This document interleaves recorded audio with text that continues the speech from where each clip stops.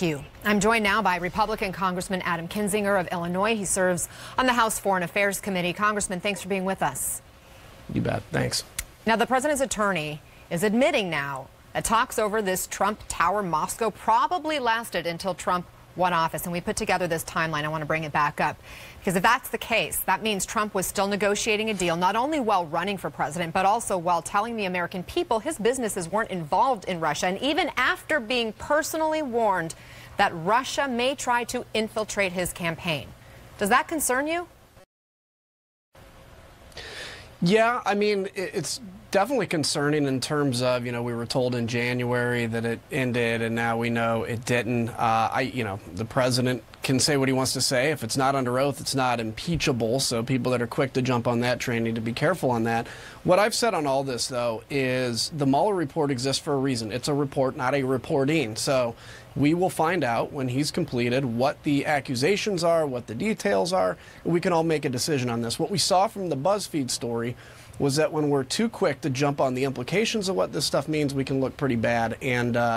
And so that's why I'm being very cautious. I will look at this independently when the Mueller report comes out, but all these details and their implications, I just don't know until we know what Mueller says. What about Giuliani's other admission there, though, that the president may have talked to Michael Cohen about his congressional testimony during which Cohen ended up lying, according to federal prosecutors? Do you find that problematic? Not necessarily. Well, first off, he didn't say he knows he did, but let's say he did. There is actually nothing illegal, from what I understand, with actually having that discussion. Where the accusation, where it looked bad, it actually would have been really bad if true, is when he told him to lie to Congress. We found out for the Mueller team to come out and say that those details are not correct means I think that those details are not correct. So a discussion, but we don't know what specific details are not correct, right? Well, I mean, Giuliani couldn't rule out completely. We don't know all the details, but for the Mueller team to put out a statement, I think it means that it's not just something little in the BuzzFeed story. It's got to be something major and problematic, because you had a lot of my colleagues on the other side of the aisle saying this is impeachable, we need to impeach, it's time to impeach. And I think that's what made the Mueller team put out the statement. They're like, whoa, don't get too far out there. This isn't true. Right. Again, we don't know what is or isn't true at this point, but when Giuliani was directly on whether the president talked to Michael Cohen about his testimony, he couldn't rule that out. And that's why I ask you whether that's problematic and whether that's concerning, because when you say that it's not necessarily concerning on its face, help us understand where your head goes in terms of what those conversations could have been like that would be completely, innocent. Well, so the legal implications of it is what I'm talking about. Now, is it maybe not a smart thing to do to talk to Michael Cohen? Probably not a smart thing if the president did it. Again, we have no indication that he did, except Giuliani saying maybe, and Giuliani confuses me just about every time he's on TV. But is there a legal implication? If he's not directing Michael Cohen to lie, and I'm pretty convinced he didn't direct him, for the Mueller team to come out and put out that statement.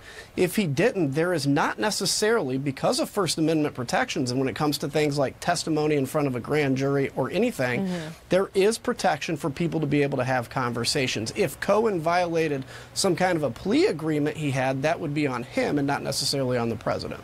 But if the president knew that Cohen had lied to Congress because they talked about what he was telling Congress, isn't that an issue? Yeah, it would be. I mean, certainly, but we don't know that, and that's why I've said from the beginning. And I early on said, let the Mueller report happen. Let's see what the result is. I want to turn to the government shutdown. It is now day 30, and President Trump made an offer to Democrats yesterday. He wants money for roughly 200 miles of physical barriers, more border agents, more immigration judges, money for humanitarian aid and technology. In exchange, he'd give dreamers and immigrants with temporary protected status 3 more years of extended protections. Now, Democrats have already rejected this deal. What do you think of it? I actually think the deal's good, and here's why. The president ultimately wants $25 billion for the wall. He's put $5 billion out there. He has said we'll buy 3 years for TP and DACA protections. That gives Congress time, where Congress should be doing this, by the way, gives Congress time to fix a broader immigration issue. I'm all for comprehensive immigration reform. And up until about 3 days ago, I said that both sides in this are being stuck in their corners and nobody's talking. For the president to put this out there, I think was a bold move. I actually wish it had happened a few weeks ago. And for the Democrats to just reject it because there is a barrier in there.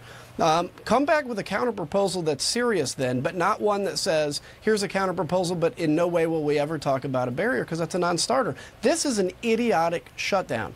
The American people deserve far better from those of us that are elected to represent 750,000 people, to be adults, to be grown-ups, to understand we're not going to get our way. This is to Republicans and Democrats, by the way. And let's just solve this. There's a lot of people hurting right now, and I think this is actually a pretty easily solvable issue. Do you understand, though, why Democrats want to reopen the government first and then negotiate? They're worried this could set a dangerous precedent, a precedent you yourself might not like the next time a Democrat is in the Oval Office. Yeah, look, I don't like shutdowns being used as tools at all. I do think it's important to note this, though. And again, up until a few days ago, I was critical of both sides on this. But for 2 years, the president signed spending bills that didn't have the wall money in there and requested.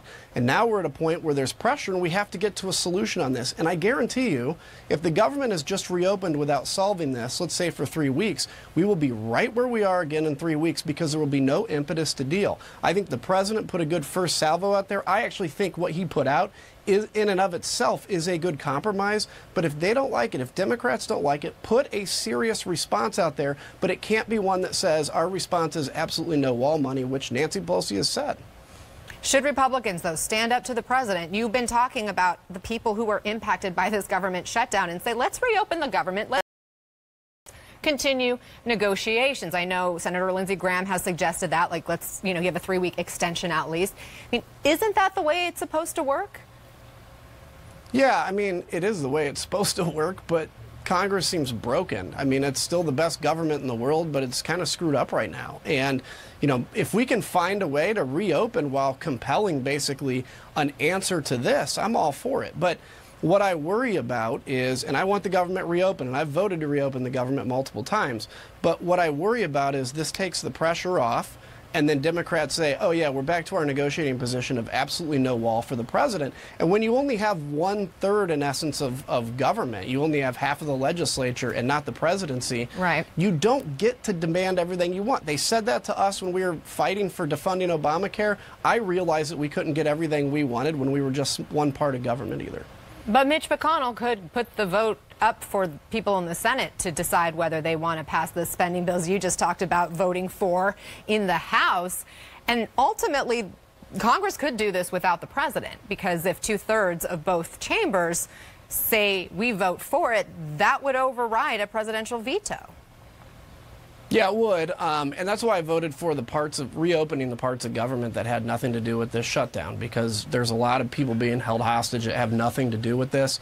But I do think now is the time to get to an answer on this, and otherwise we're going to be stuck in this morass. If we did comprehensive immigration reform, 80%, I guarantee you, Anna, 80% of the American people would like the result of this. Just the extremes on each side wouldn't. We can get this done, but we've got to put on our adult pants and get out and work and actually make tough decisions. That's what we get paid to do, make tough decisions. Good point. And perhaps you and your colleagues can start working on that. I hear what you're saying, but you are one of those in Congress, so good luck. I hope you lead the way. Congressman Adam Kinzinger, thank you for being here.